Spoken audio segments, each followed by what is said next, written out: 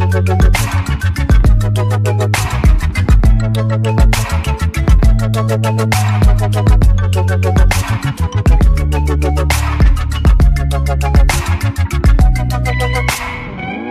what is up guys, mkbhd here, and the leaks are finally over, the hype is done, the speculation is complete.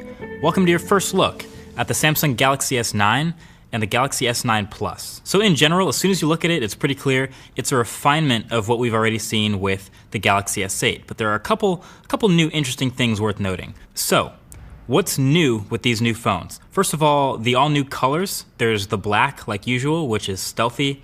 Then there's also this coral blue and this lilac purple. And then internationally, there's going to be a silver titanium one again. I mean, yeah, Samsung tends to be using the super cool color scheme for these phones. I'm not the biggest fan. I'll probably still end up using the black one.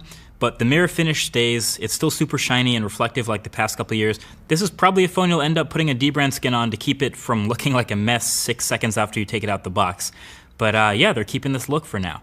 Aesthetically though, the shape and the bezels and the placement of everything, the power button, the volume rocker, the Bixby button, everything is the same. The one thing they've moved is the fingerprint reader now to underneath the camera instead of next to it, which I of course actually like a lot. There's no in-glass fingerprint reader, nothing crazy like that, but this is definitely more reachable and in a better place than it was before, especially on the smaller phone. Like I said though, most of this phone is going to be pretty familiar. Still the 5.8-inch and 6.2-inch Infinity displays respectively. Still IP68 certified. Still has wireless charging. Still has USB Type-C. Still has a headphone jack. The speaker got a slight improvement, but it's still in the same place right at the bottom of the phone. But they added stereo listening with this earpiece up at the top of the phone.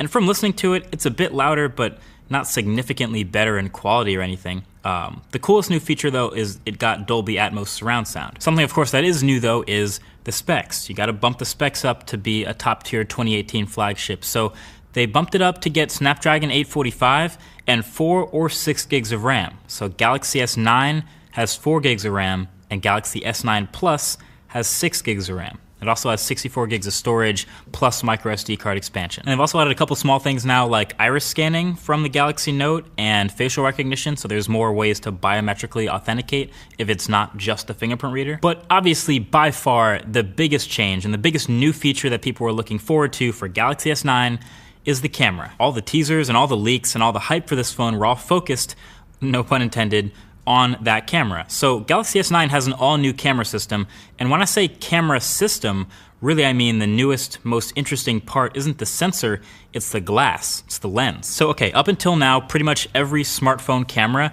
is so small, it's so miniaturized that they all have a fixed aperture lens. You don't change the aperture.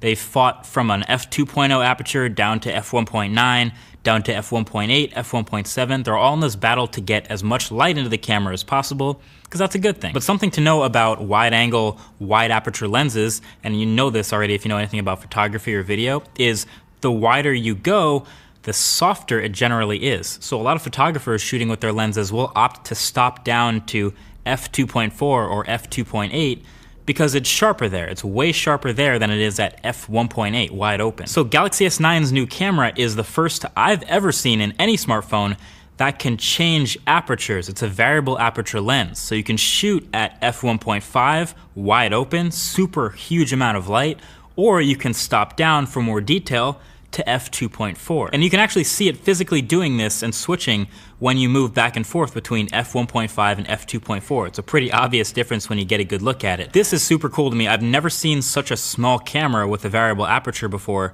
Pretty sure GoPros don't do this. Most tiny cameras smaller than a point and shoot don't do this. This is really impressive for a smartphone. So the goal with the software is to quickly and smartly switch between the wide open and stopped down depending on how much light there is in the scene. I was told it defaults to the f2.4 and then it opens up to the wide under about 100 lux, which is actually a really low light, which means it's doing it as more of a low light mode. But I'm doing the switching you see here in Pro mode, which has a button for it, so you'll be able to switch to f1.5 whenever you want. So I'm definitely gonna keep my eye on this for the full review, gonna be testing it pretty hard to see if it really makes a difference. And I have a feeling it's gonna be a pretty big deal if you can see the difference between f1.5 and f2.4 photos on this phone. But until then, fingers crossed. And then there's a bunch of other new camera features tossed in there as well, like it will do slow motion video, it'll do 240 frames per second at 1080p, which is pretty awesome, and it will do 960 frames per second at 720p. So I did get to test this on the pre-production units. It's super slow motion obviously, but I'm not sure I can vouch for the quality. That's why I throw the air quotes in there.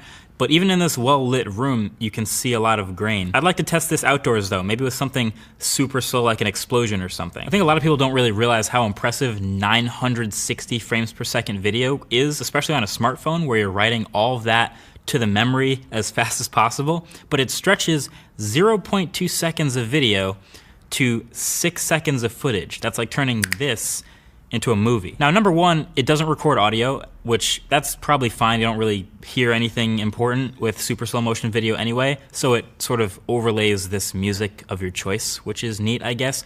But number two is it only records 0.2 seconds of video, and we were trying this. You have to get really smart about what exact fragment of time you want to record. But they have this automatic motion detection feature where basically you tell it to wait for fast motion inside a certain box.